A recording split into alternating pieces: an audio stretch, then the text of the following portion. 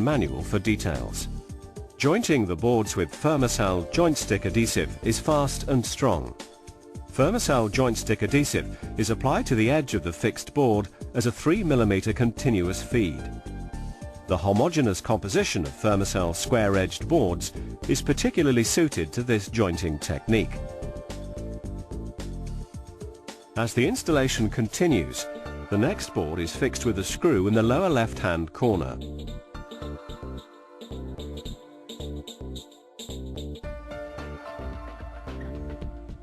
A board lifter is then used to close the joint to no more than 1 mm. End-of-row pieces are cut on site by simply scribing the board and snapping off the excess. The board is scored with the rigid scoring blade, for example a Fermacell knife, and snapped off over the edge of the pallet. First fix can now take place.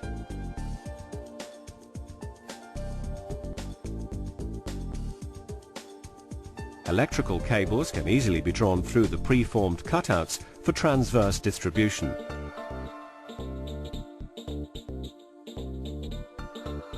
Service penetrations are created with either a jigsaw or a pad saw. A core drill can also be used. Noggins or support pads are not required.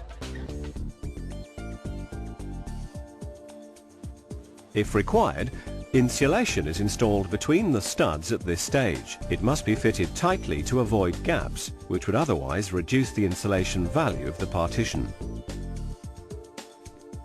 However, avoid overfilling the cavity, as this can cause acoustic bridging. Alternatives to mineral fibre are available and can be used in Fermacell partitions. The partitions have also been tested for fire and acoustic performance without insulation materials, for use in applications where ecological considerations are important.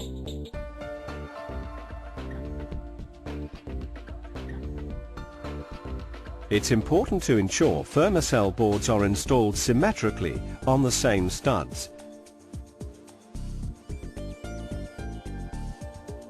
For example, the joints appear opposite each other.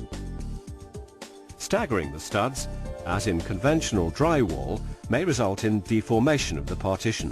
Where higher levels of sound or fire insulation are required, multiple layers of Fermacell can be fixed to each side of the partition. In this next sequence, we demonstrate double boarding, using a half-finished partition wall as an example. The first layer of 12.5 mm board is fitted to the studwork using screws at 250 mm centres. Boards must be fixed to the open side of the stud first. It's not necessary to use joint stick on the first layer. The second layer is fitted with the joints offset by at least 250 mm.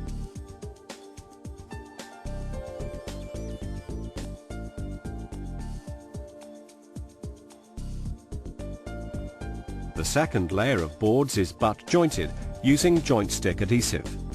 They may be fixed to the first layer with either diverging staples or Fermacell screws. Staples are applied at 120 mm centres vertically and at 400 mm centres horizontally. The strength of Fermacell allows screws or staples to be fitted as close as 10 mm from the edge of the board without cracking.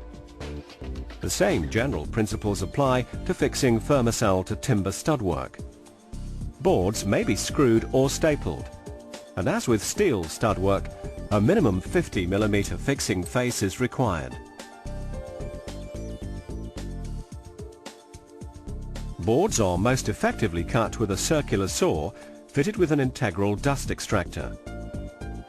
Cutouts around doors are easily created by sawing the horizontal and scoring and snapping the vertical.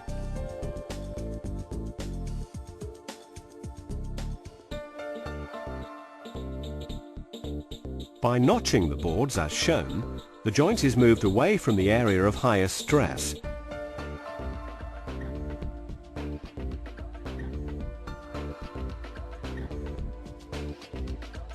Another faster alternative is to use a horizontal adhesive joint at door height.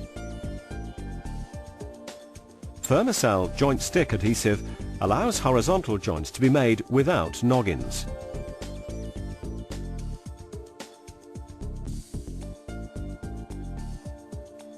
Where horizontal joints do occur, these should be offset to prevent cross joints being formed. The adhesive cures in about 24 hours. The excess adhesive is then simply removed with a decorator's scraper. The joints and screw heads are stocked using Fermacell joint filler. The joint is then ready for papering or tiling.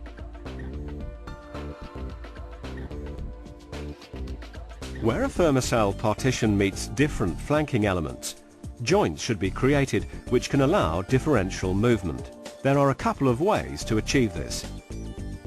Leaving a gap of 5 mm, a separating tape can be applied to the flanking wall and the gap, then filled with Fermacell joint filler.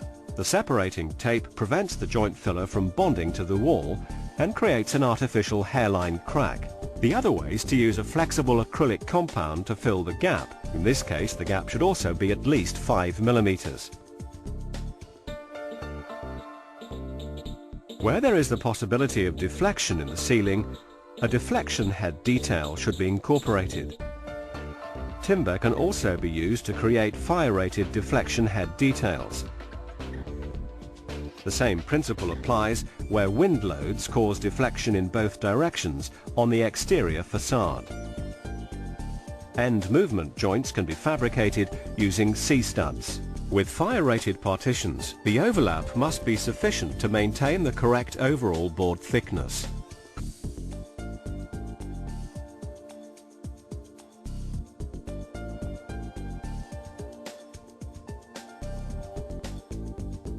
Expansion joints must be used when the wall length is greater than 8 meters. The gap between the boards must be maintained both at the surface and within the expansion detail. Corner details and internal partitions are simple to form. It is not necessary to use additional stud work in these areas.